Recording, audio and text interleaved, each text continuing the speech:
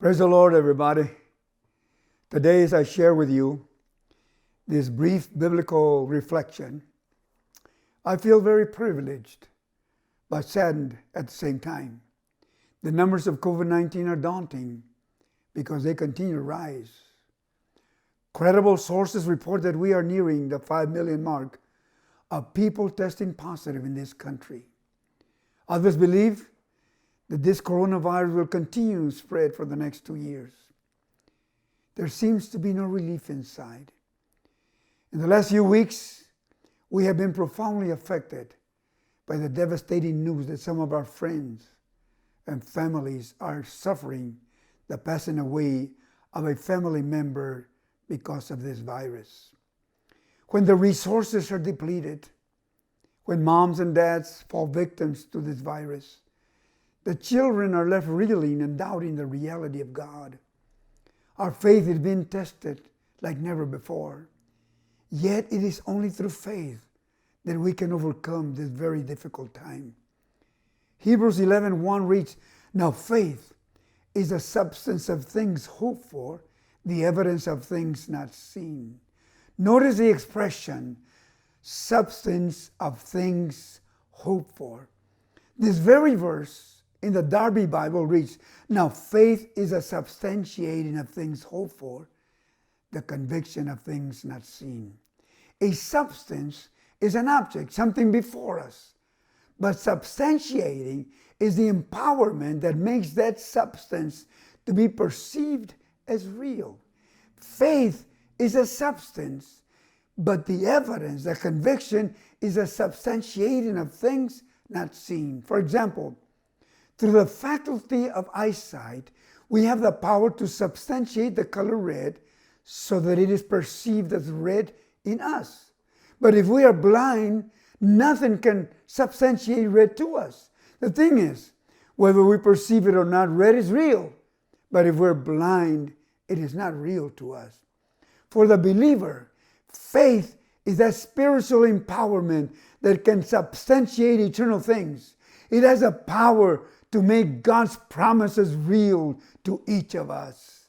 Verse 6 of Hebrews 11 says, "But without faith, it is impossible to please Him. For he who comes to God must believe that He is, and that He is a rewarder of those who diligently seek Him."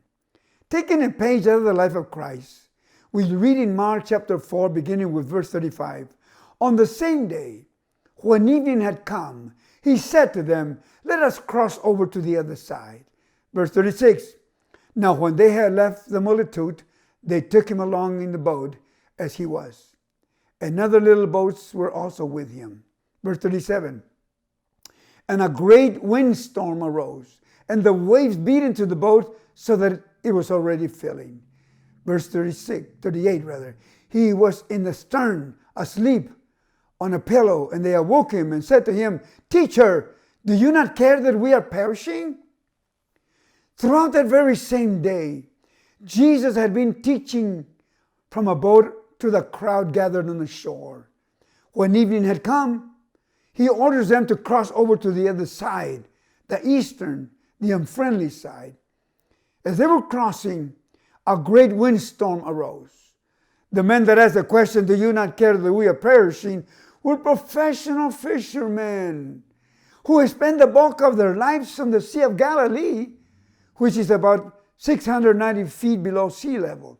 It is surrounded by hills and narrow gorged valleys that act like wind tunnels. The prevailing winds come from the west. They cross the mountains with tremendous downdraft. The disciples were always conscious of the unpredictability of these storms. Even today, they can come up in a matter of minutes. I remember on one of our trips to Israel, my wife and I and others that were with us witnessed firsthand the same phenomenon. And needless to say, we could not cross on that day. The disciples have been through storms many times over, but never one quite like this one. This was a very great windstorm. It was so threatening that they give in to the inevitable. They would perish that day. The disciples despaired, yes. But verse 39 says, Then he arose and rebuked the wind and said to the sea, Peace, be still. And the wind ceased, and there was a great calm. Verse 40, but he said to them, Why are you so fearful? How is it that you have no faith?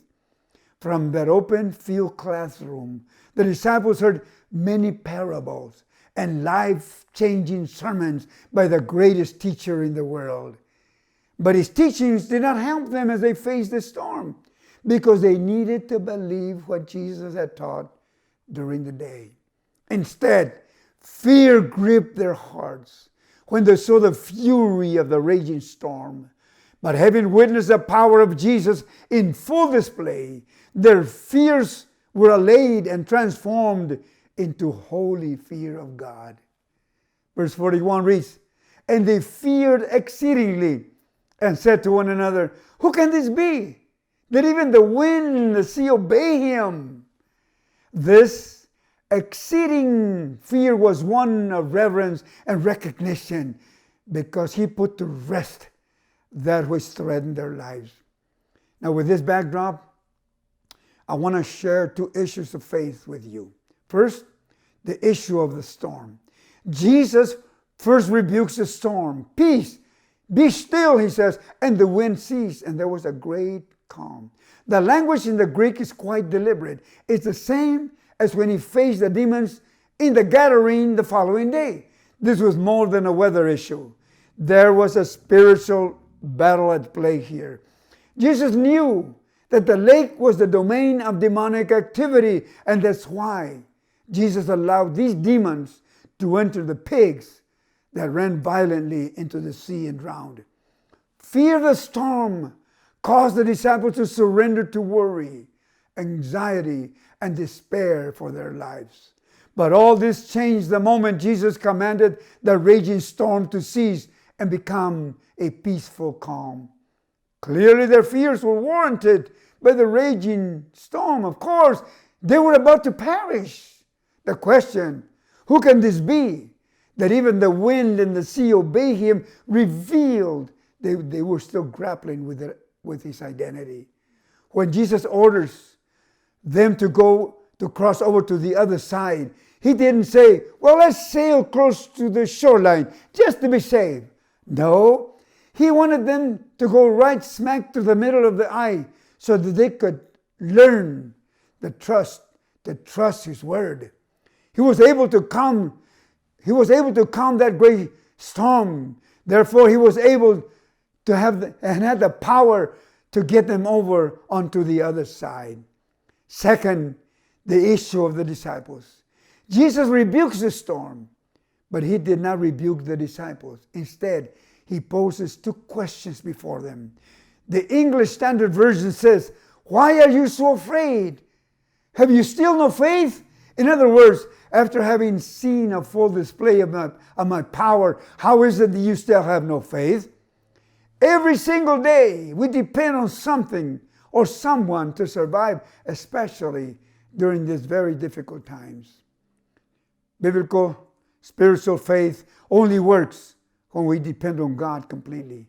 On December of 2016, a ride at Knott's Berry Farm in Buena Park, California, became stuck 148 feet in the air. There were 20 people on board, including 7 children. Firefighters tried to reach the stranded passengers by using a massive ladder, but it was too short. They had no choice. They would have to lower each passenger from 148 feet in the air, harnessed to a single rope. The fire captain said to them, It sounds scary, but we have very, very strong ropes. He was building their faith, informing them that if they believed, their fears would dissipate. It was up to each one of them to believe and place their complete trust on the firefighter. One of the youngsters was a 7-year-old boy named Luke. He was old enough to feel terror as he looks at the ground 148 feet below. The firefighter looked straight into his eyes, and with a steadying voice said, Trust me, Luke, I won't let you go. Your life is very precious to me. I will have you down before you know it. Luke listens to him and thinks about the very, very strong rope. He believes the firefighter's reassuring words and trusts him completely. So he lets go and was rescued to safety. If he doesn't have faith, then he doesn't believe that the firefighter cares for him and has the power to save him.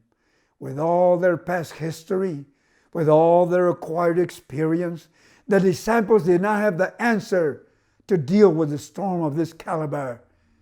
They might have even questioned the Lord's order to cross over to the other side, the area of Gadara, the unfriendly side, controlled by Romans and demons. But having witnessed his mighty power, they were now ready to cross on to the other side. The next morning, as they neared the country of the Gadarenes, a man came out of the tombs. Be it chains or shackles, nothing could bind him. When Jesus saw him, he gave a loud command. Come out of the man, unclean spirit! The man was set free immediately. In the next frame, we see a different man, a man clothed and in his right mind. In conclusion, no believer is exempt from the raging storms of life. We need faith in God. Without faith, not even the strongest of boats can get us to the other side. We may cower and keep our boats or our boat tied to the pier for fear of the stormy seas, but then we will never experience the power of God. You see, faith only grows when it is tested in the crucibles of suffering. Today, every believer is facing or will face different storms in his life. Cancer, financial problems, health issues, family issues, the loss of family members, and many more are facing the threats of this coronavirus. Isaiah 43:2 says, when you pass through the waters, I will be with you.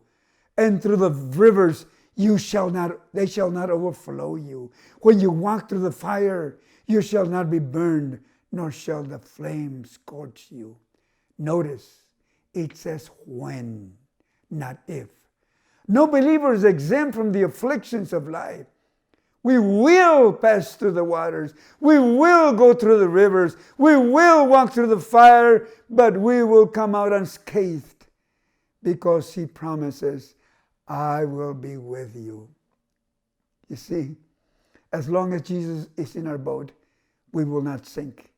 He will keep us safe until the storm is over. You see, storms do not last forever. So the first question, why are you so fearful? It's not the kind of fear that makes one cower in a corner, but fear of God, not the storm.